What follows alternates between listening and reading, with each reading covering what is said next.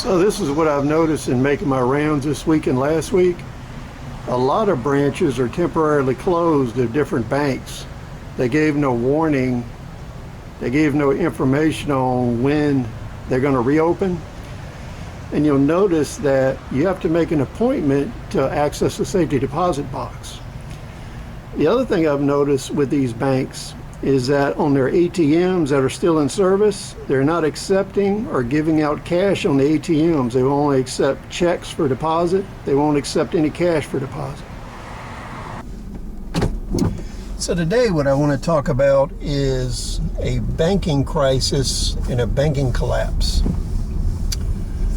So what I've noticed over the last 2 weeks is a lot of changes in banking. And in the past, I've had 3 successful businesses. I've had businesses that weren't successful. So I did a lot of banking in many states.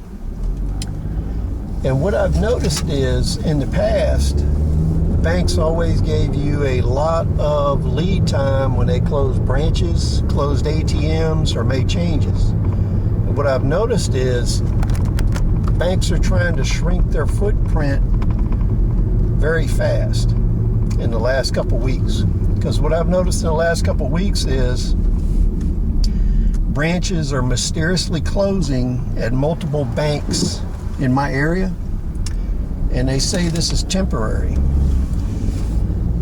And the other thing I've noticed is ATMs shutting down. I went to an ATM this morning that was open a month ago. It's totally gone. It's been tore out of the ground.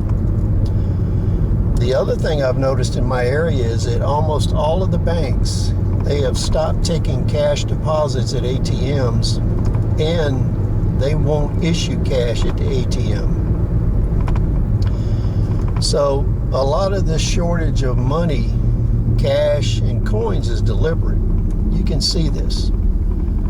For instance, if you wanted to go turn cash or coin into a bank, if they won't take it, that's going to create an artificial scarcity of cash, and it's going to precipitate a collapse. So what everybody needs to do is start agitating that banks need to be open. They need to take cash deposits at ATMs. They need to give cash at ATM. So what they're trying to do is force you into digital funds. The long-term implication of this is going to be that, number one, some people are going to work in electronic media for finance. And what this is going to bring is total surveillance and total control. There's no anonymity whatsoever. It also increases the taxability of that money. Because if you think about it right now, if half of the people in the United States are unemployed, they're not paying any income tax. So the government is going to be even worse in scrutinizing income from whoever they can find it at. Because if you think about it, the federal government, they borrow half of the money they spend every year. The other half is taken in taxes. So if things continue to go the way they are, and there is no ability for the federal government to borrow money from China or the Middle East because of their economic woes, and they've lost half of the workforce of the United States, there's going to be a severe cash shortage. And the money that the federal government makes comes back to it in tax revenue, right?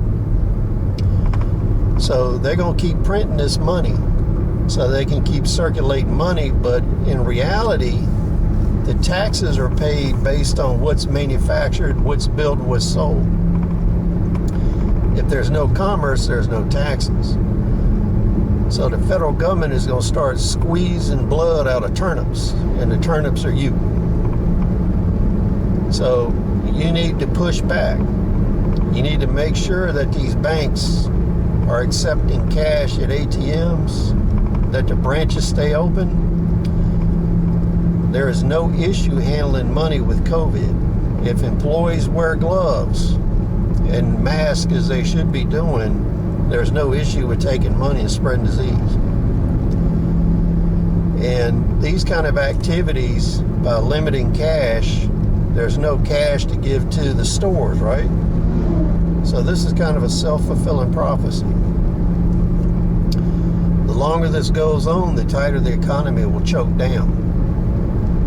The other thing is, this is a method of withdrawing money from the economy without people seeing it directly. Because even if the money, the coins, and the cash exist, if people are holding it at home and they can't exchange it with these corporations and businesses, then that effectively takes that money out of circulation. So what it does is it creates an economic depression for cash holders. So what happens is, this is a way to limit economy and hurt certain people in the economy. So any attempts you see that prevent the use of cash, that's a direct attack on a certain sector of society. And it should be addressed that way. So please rate, comment, subscribe, tell me what you think, tell me what you're seeing in your area. Are you seeing a bank limitations, bank collapse, mysterious closings, limiting cash transactions at ATMs? If you are, put in the comments below so we can share information.